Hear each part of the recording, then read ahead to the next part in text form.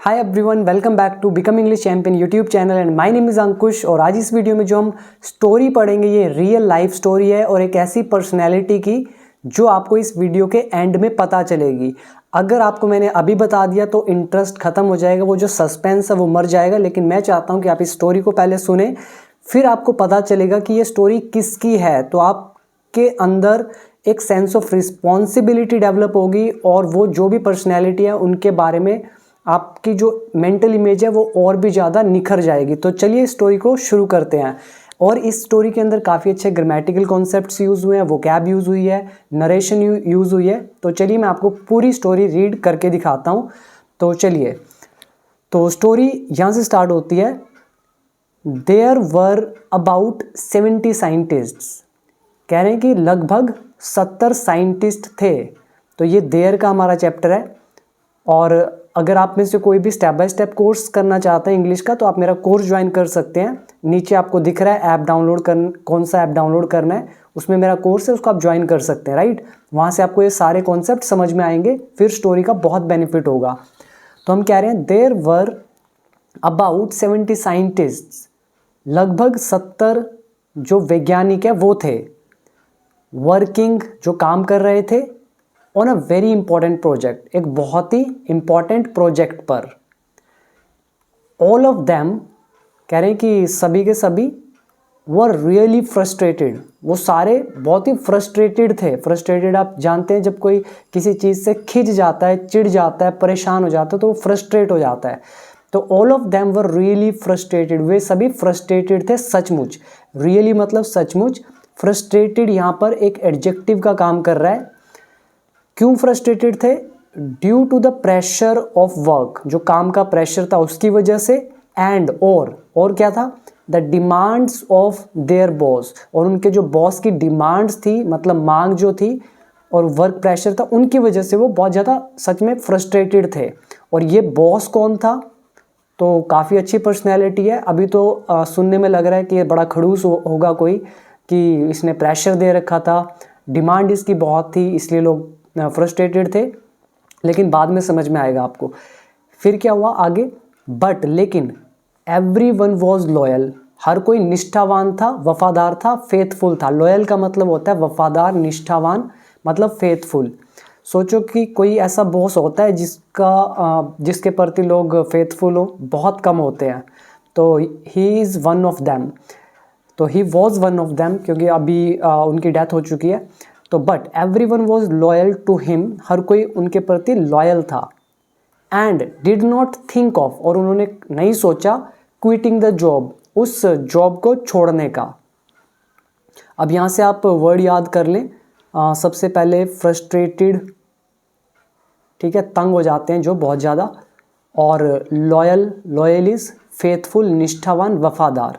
बाकी I think simple है। और थिंक ऑफ है, ये एक स्ट्रक्चर मैंने करा रखा है। और book become English champion book का आई थिंक लेसन नंबर 93 है थिंक ऑफ के ऊपर। तो थिंक ऑफ और आईएनजी फॉर्म, क्विट मतलब छोड़ना। तो पूरा मतलब हुआ कि 70 साइंटिस्ट थे जो एक इंपॉर्टेंट प्रोजेक्ट पर काम कर रहे थे और सभी बहुत ही सच में फ्रस्ट्रेटेड थे काम के प्रेशर और बॉस की डिमांड की वजह से। लेकिन फिर भी वे सभी लॉयल थे उनके प्रति और उन्होंने जॉब क्विट करने का नहीं छोड़ा। आगे क्या हुआ? वन डे, एक दिन, one scientist came to his boss. तो एक साइंटिस्ट के मतलब आया, टू हिज बॉस, अपने बॉस के पास, एंड सेड, और कहा, सर आई हैव प्रोमिस्ड, मैंने वादा किया है, माई चिल्ड्रन, अपने बच्चों से, दैट कि I will take them to the exhibition, कि मैं उनको एग्जीबिशन में लेकर जाऊंगा। एग्जीबिशन क्या होता है? प्रदर्शनी, जहाँ पे साइंस के अलग अलग प्रोजेक्ट्स शो किए जाते हैं, वहाँ पे एग्जीबिशन बोलते हैं। तो प्रदर्शनी में यानी कि एग्जीबिशन में मैं लेकर जाऊंगा उनको, इन द टाउन, कस्बे में मतलब टाउन में। तो ये जो है यहाँ से लेकर ये सारा, इसको डायरेक्ट स्पीच बोलते हैं, ठीक है, ये सारा डायरेक्ट स्पीच है। सो इसीलिए I want to leave the office, कि मैं ऑफिस से निकलना चाहता हूँ अर्ली मतलब जल्दी, एट 5:30 पर, इफ़ यू वुड परमिट। तो यहाँ पे वुड नहीं आना चाहिए, if you permit he use होना चाहिए, अगर आप मंजूरी दे तो, आज्ञा दे तो अब ये है एक साइंटिस्ट की डिमांड, ठीक है। तो वो बॉस के पास आया और कहा कि मैंने प्रॉमिस किया बच्चों से कि मैं उनको एग्जीबिशन लेकर जाऊंगा टाउन में, और आज मैं लीव ऑफिस से निकलना चाहता हूँ 5:30 पर, अगर आप परमिट करें तो अब क्या है, इसके बाद क्या हुआ, हिज बॉस, उनका जो बॉस था उसका, हैड अ फेंट स्माइल, तो उनके चेहरे पर एक फेंट स्माइल आई। तो अब मैं चाहता हूँ कि आप लोग मुझे कमेंट सेक्शन में ज़रूर बताइएगा कि फेंट स्माइल क्या होती है, बिकॉज मैंने पिछली जो स्टोरीज़ हैं उनमें आपको यही वर्ड 2-3 बार ज़रूर बताया आपको। तो बताइएगा कमेंट सेक्शन में फेंट स्माइल क्या है। तो उनके बॉस जो था हैड अ फेंट स्माइल ऑन हिज लिप्स, तो उनके लिप्स पर एक फेंट स्माइल थी।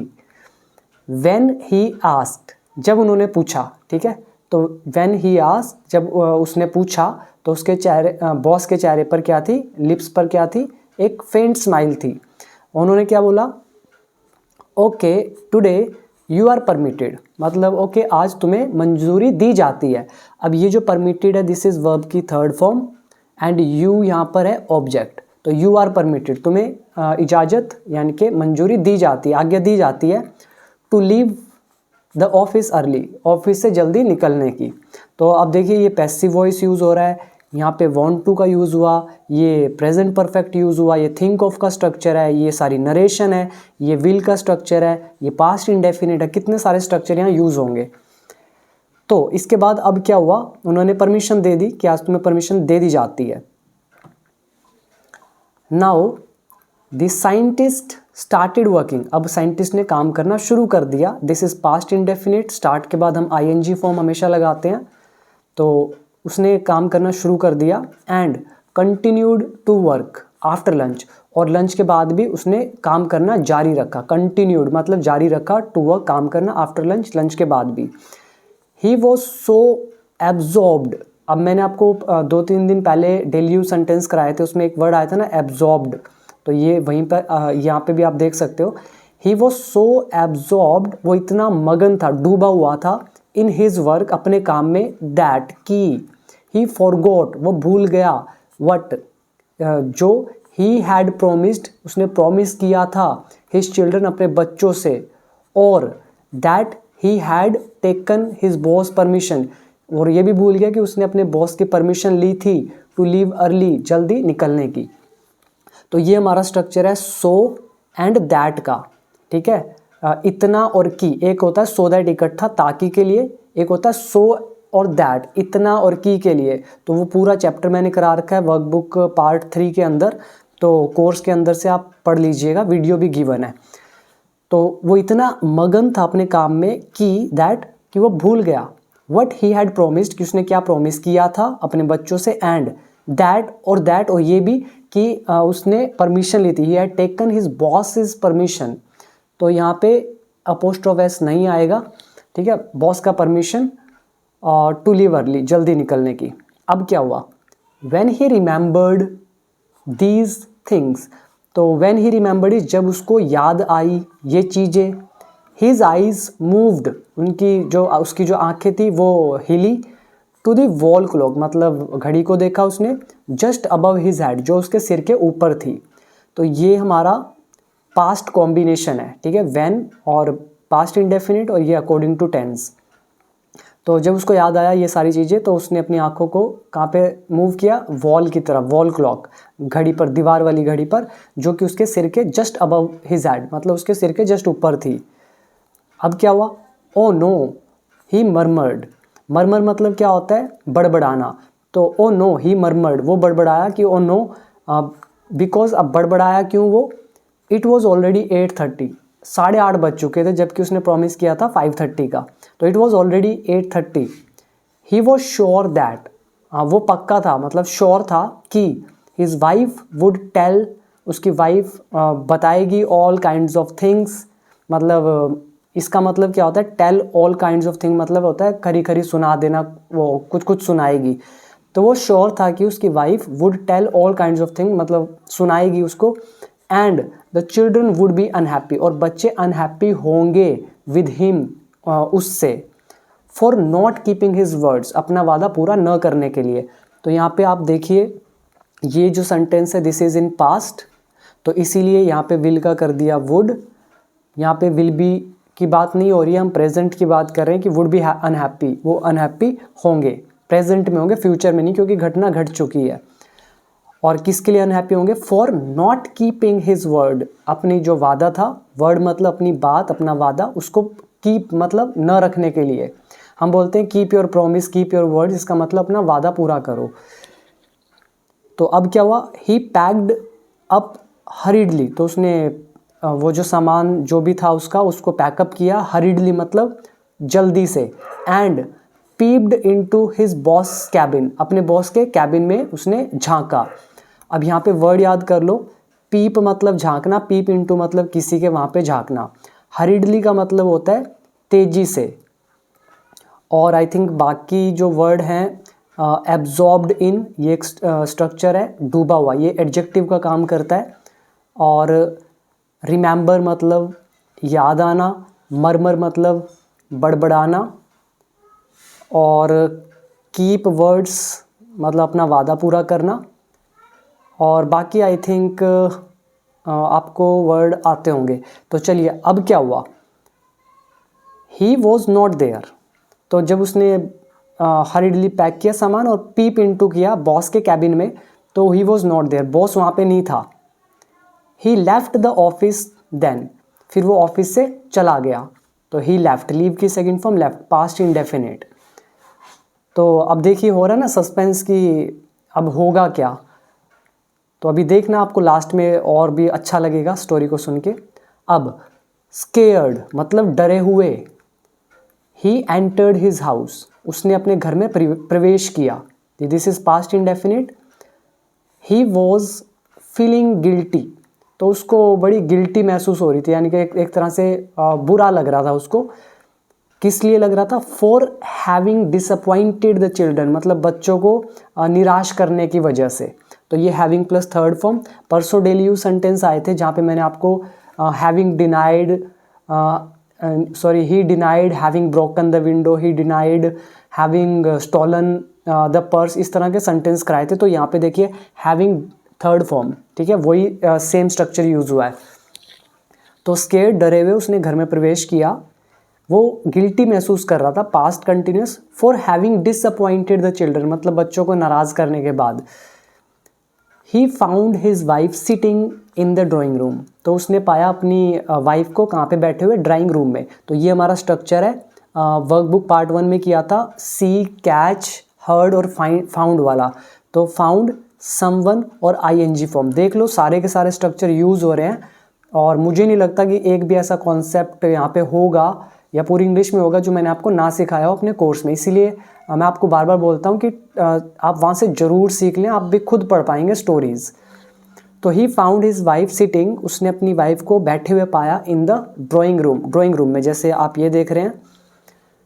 ही could not see his children, तो वो अपने बच्चों को नहीं देख सका, यानी कि उसको अपने बच्चे नहीं दिखे। They must have gone to bed, मतलब वे सो गए होंगे। तो गो टू बेड मतलब होता है सो जाना। और ये देखिए ऐसा, ये वाले वर्ड जो हैं, ही थॉट, उसने सोचा, इन हिज माइंड, तो ये सोच रहा है कि they must have gone to bed, कि वो सो गए होंगे अब तक।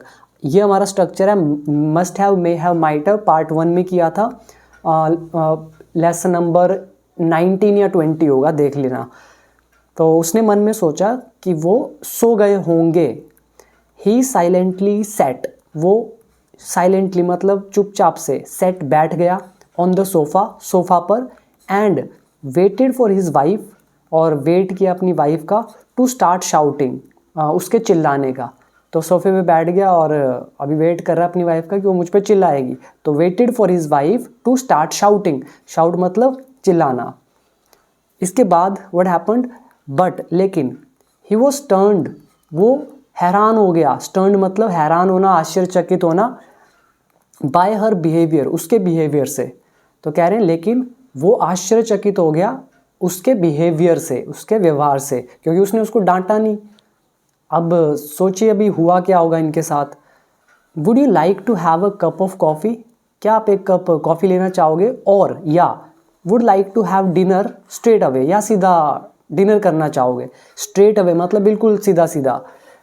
आस्क्ड हिज वाइफ, उसकी वाइफ ने पूछा। तो ये हमारा वुड लाइक टू का लेसन है, यू इज सब्जेक्ट। तो would you like to have a cup of coffee, क्या आप एक कप कॉफ़ी लेना चाहेंगे, और या would like to have dinner, या डिनर करना चाहेंगे स्ट्रेट अवे, सीधा सीधा। आस्क्ड, पूछा, हिज वाइफ, उसकी वाइफ ने। ये हमारी है डायरेक्ट नरेशन। नाउ अब क्या हुआ, she must be making a ground for a quarrel. अब यहाँ पे आप एक वर्ड याद करें, make a ground for a quarrel, इसका मतलब होता है एक तरह से बहाना बनाना किसी भी चीज़ का, ठीक है। तो यहाँ पे झगड़े का बहाना है फॉर अ क्वर्ल, तो मेक अ ग्राउंड और फॉर अ क्वर्ल मतलब झगड़े का बहाना बनाना। तो she must be making a ground for a quarrel मतलब वो झगड़े का बहाना बना रही होगी, भविष्य में नहीं, अभी प्रेजेंट में रही होगी, संभावना है, जरूर, मस्ट बी। और वुड भी लगा सकते हो, मे भी उससे कम संभावना, माइट भी बिल्कुल कम संभावना, पर उसको लग रहा है कि यार जरूर ये she is making, she must be making a ground for a quarrel, वो जरूर लड़ाई का बहाना ढूंढ रही होगी, तो वही है मस्ट बी। सो इसीलिए आई मस्ट सरेंडर कम्प्लीटली, तो मुझे सरेंडर कर देना चाहिए पूरी तरह से कम्प्लीटली। सरेंडर का मतलब होता है आत्मसमर्पण करना, मतलब जैसे पुलिस के सामने चोर सरेंडर करते हैं, तो ये भी सोच रहा है कि यार मैं भी मान ही लेता हूँ कि हाँ भाई मैं इससे गलती होगी, मैं ही एक्सेप्ट कर लेता हूँ, तो आई मस्ट, तो मुझे सरेंडर कर लेना चाहिए पूरी तरह से, तो शुड की जगह पे मस्ट का use first form. Thought the scientist, तो ये सारी चीज़ें किसने सोची, साइंटिस्ट ने। अब ये देखिए यहाँ और ये, तो ये बता रहा है कि डायरेक्ट स्पीच है, तो ये वो सोच रहा था। आउटवर्डली ही सेड मतलब बाहरी तौर पर उसने कहा, इफ़ यू वांट कॉफ़ी, अगर तुम्हें कॉफ़ी चाहिए, आई टू विल हैव इट, तो मैं भी लूँगा। यहाँ पे टू मतलब भी के लिए यूज़ होता है, आई टू मैं भी, विल और हैव यहाँ पे वर्ब की फर्स्ट फॉर्म, ये फ्यूचर इनडेफिनिट। तो कह रहे हैं इफ़ यू वांट कॉफ़ी, अगर तुम्हें कॉफ़ी चाहिए तो मैं भी ले लूँगा। इफ़ यू आर हंग्री, अगर तुम भूखी हो, वी कैन हैव डिनर, फिर हम डिनर कर सकते हैं। तो इसके बाद अब क्या हुआ, आई होप यहाँ तक समझ में आ गई होगी। तो अब स्टिल अभी भी, ही कुड नॉट मूस्टर करेज, वो अभी भी अपना साहस नहीं इकट्ठा कर सका। मूस्टर का मतलब होता है इकट्ठा करना, करेज मतलब साहस। ही कुड नॉट मूस्टर करेज, वो अपना साहस इकट्ठा नहीं कर सका। स्टिल मतलब अभी भी, ये सका, सकी, सके, कुड के साथ फर्स्ट फॉर्म। तो मूस्टर वर्ड याद कर लें, मूस्टर करेज, ठीक है, मूस्टर फोर्स, मूस्टर डिटर्मिनेशन मतलब इकट्ठा करना इनको।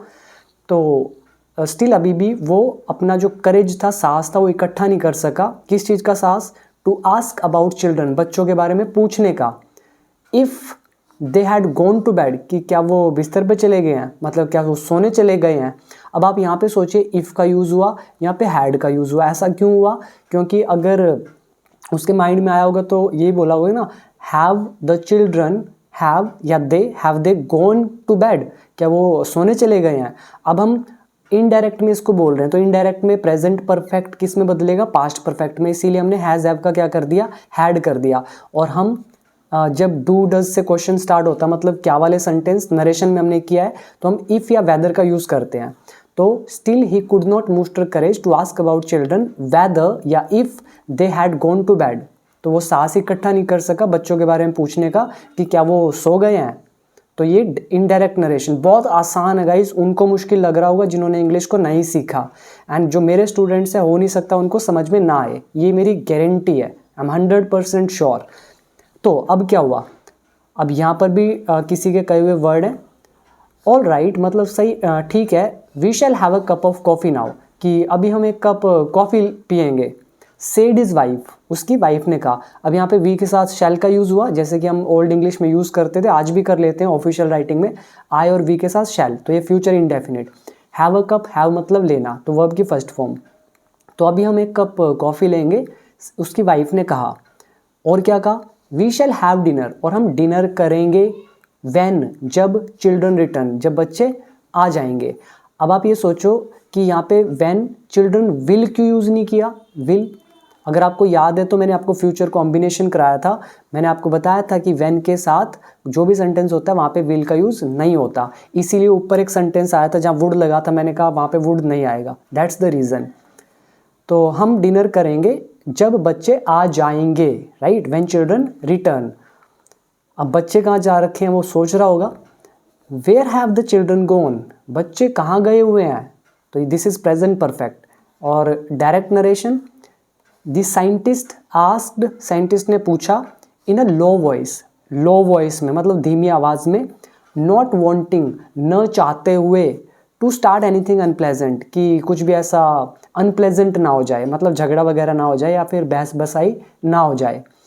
तो कह रहे हैं साइंटिस्ट ने पूछा बड़े ही धीरे धीरे, न चाहते हुए कि कुछ ऐसा अनप्लेजेंट ना हो जाए, क्योंकि जोर के बोलता तो उसको डर था कि मैंने अपना प्रॉमिस पूरा नहीं किया तो लड़ाई हो सकती है, अनप्लेजेंट कुछ हो सकता है। तो नॉट वांटिंग, ठीक है, न चाहते हुए, स्टार्ट एनीथिंग अनप्लेजेंट, तो उसने लो वॉइस में पूछा कि बच्चे कहाँ पे गए हैं। Now what happened, don't you know, क्या तुम्हें नहीं पता, तो ये do you not know, speaking में हम डू नॉट को इकट्ठा कर देते हैं, don't you know, don't you go, don't you speak English, don't you go there, इस तरह से। तो don't you know, the wife replied, अब वाइफ ने उत्तर दिया, मतलब रिप्लाई किया उसका कि क्या तुम्हें नहीं पता। हाउ कैन आई, मुझे कैसे पता हो सकता है, सेड द साइंटिस्ट, साइंटिस्ट ने कहा। नाउ अभी ये भी डायरेक्ट नरेशन है, your boss came here at 5:20, तो आप जो तुम्हारे बॉस है वो 5:20 पे यहाँ आए थे। अब मैं हिंदी में कह रहा हूँ आए थे, आप सोच रहे होंगे पास्ट परफेक्ट है, लेकिन मैंने आपको ये भी कहा था जब समय आ जाए तो वो पास्ट इंडेफिनिट में बदलता है। तो तुम्हारा जो बॉस है वो आया था मतलब 5:20 पे, आपके बॉस आए थे 5:20 पे, एंड टुक द चिल्ड्रन, और बच्चों को ले गए, टू द एग्जीबिशन, उस प्रदर्शनी में, एग्जीबिशन में। तो ये second form, this is second form, it means past indefinite. Informed his wife, अब उसकी वाइफ ने इन्फॉर्म किया उसको कि आपके बॉस आए थे इतने बजे और बच्चों को ले गए exhibition. The scientist was relieved, अब रिलीव मतलब थोड़ा सा चैन आया उसको, साइंटिस्ट को चैन आया, ये पास्ट इंडेफिनिट है पैसिव वॉइस का, तो उसको थोड़ा सा रिलीव आया, मतलब थोड़ा सा चैन आया। और नेक्स्ट डे, अगले दिन, हिज बॉस टोल्ड हिम, उसके बॉस ने उसे बताया, व्हाट हैड हैपेंड, कि क्या हुआ था, ठीक है। तो हिज बॉस टोल्ड हिम, उसके बॉस ने उसको बताया, व्हाट हैड हैपेंड। अब ये दो काम हुए, मैंने आपको कल ही कराया था, आई थिंक परसों। ये this is past perfect and this is past indefinite. मैंने कहा था दो घटनाएं जब घटती हैं तो जो घटना पहले घटे तो उसको हम हैड में बनाते हैं, जो बाद में घटती है उसको इनडेफिनिट में। तो जो हुआ था वो पहले हुआ और बॉस ने बाद में बताया, ठीक है। तो the boss told him what had happened, कि बॉस ने बताया कि क्या हुआ था। अब क्या हुआ, एट 5:15, 5:15 पे, I went to your cabin. अब वो ये देखो ये सारे यहाँ तक डबल इन्वर्टेड कोमा में, यानी कि कोई बोल रहा है तो बॉस ही बोल रहा है, कह रहा है कि 5:15 पर मैं तुम्हारे कैबिन में गया टू फाइंड यू, तुम्हें ढूंढने, sorry, I went to your cabin, मैं तुम्हारे कैबिन में गया, to find you fully absorbed in your work, और मैंने पाया कि तुम अपने काम में पूरी तरह से मगन थे, एब्जॉर्ब्ड थे या डूबे हुए थे। विद योर अटेंशन, ठीक है, सॉरी, विद योर अटेंशन, कह रहे हैं जो तुम्हारी अटेंशन थी ना उससे, देयर वॉज ऑल पॉसिबिलिटी, कह रहे हैं ये सारी संभावना थी, मतलब जिस तरह से तुम्हारी अटेंशन थी ना काम पे, तो with your attention there was all possibility, कह रहे कि सभी संभावनाएं थी, कि दैट, ठीक है, ऑल पॉसिबिलिटी मतलब संभावना थी, राइट, और ऑल मतलब कि पूरी तरह से, ऑल मतलब ये नहीं कि ये सारी संभावनाएं थी, ऑल पॉसिबिलिटी का मतलब है कि मैक्सिमम पॉसिबिलिटी थी, किसकी, दैट की, you would forget your appointment with your children, कि तुम अपना अपॉइंटमेंट जो था बच्चों के साथ वो भूल जाओगे। अब देखो ये पास्ट में यूज़ हुआ है और यहाँ पे विल का क्या किया, would, this is past plus would का लेसन हमारा। तो पूरी पॉसिबिलिटी थी कि तुम अपना अपॉइंटमेंट भूल जाओगे बच्चों के साथ।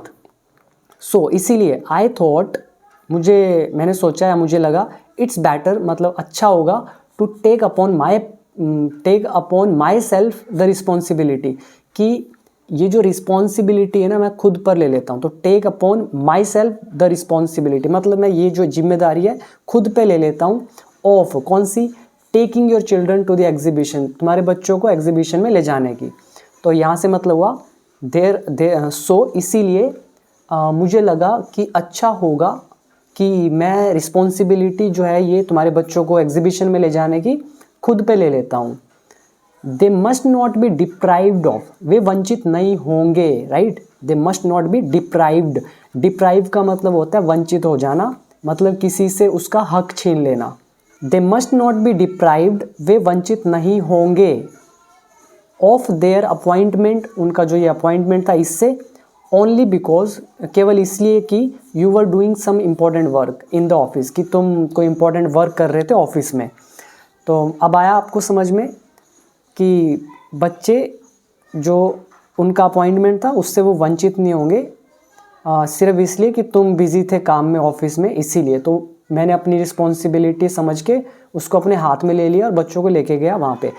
तो अब सपोज करें, आई सपोज, तो मैं सपोज करता हूँ, you would like to know, आप जानना चाहेंगे, हु दिस बॉस वॉज, कि ये बॉस कौन था, and what type of leader, और किस तरह का लीडर ही प्रूव्ड, वो सिद्ध हुआ।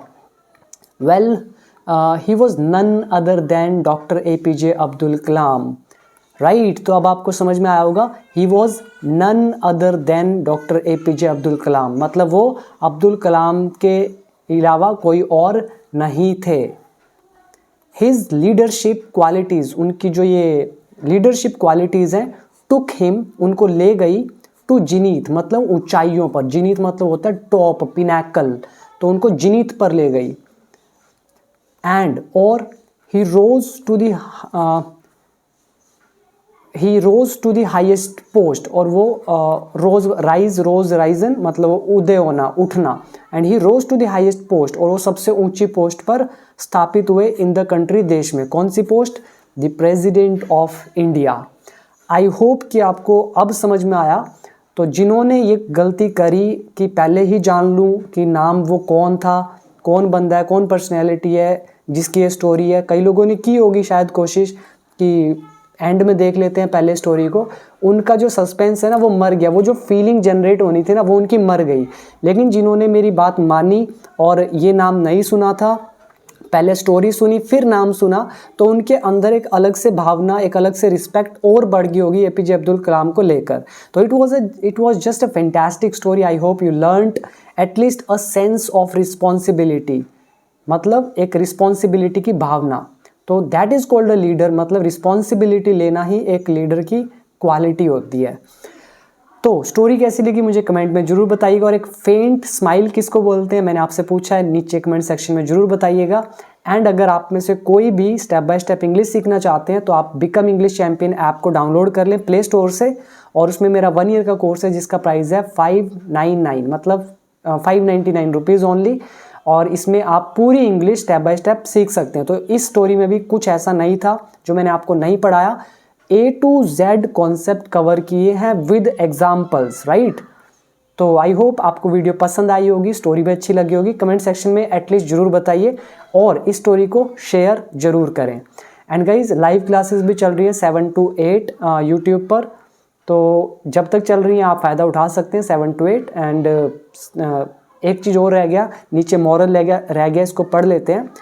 A leader is one, leader वो है हु, जो नोज द वे, जो रास्ता जानता है, गोज द वे, और उस रास्ते पे चलता है, एंड शो द वे, और रास्ते को दिखाता है। तो एक लीडर वो है जो रास्ते को जानता है, उस रास्ते पे जाता है, चलता है, एंड उसको शो करता है दूसरों को भी। मतलब जैसे APJ अब्दुल कलाम को पता है कि रिस्पॉन्सिबिलिटी क्या है, he knows the responsibility and he goes the responsibility, और उस पर जो चलता है, और शो द रिस्पॉन्सिबिलिटी, और दिखाता भी है दूसरों को करके कि I am fulfilling my responsibility, right? So thank you for watching, and it was a nice story. I hope you learned something from this story. So आज के बाद आप भी responsibility ले and become a leader and develop all the qualities of a leader. So thank you. See you in the next video.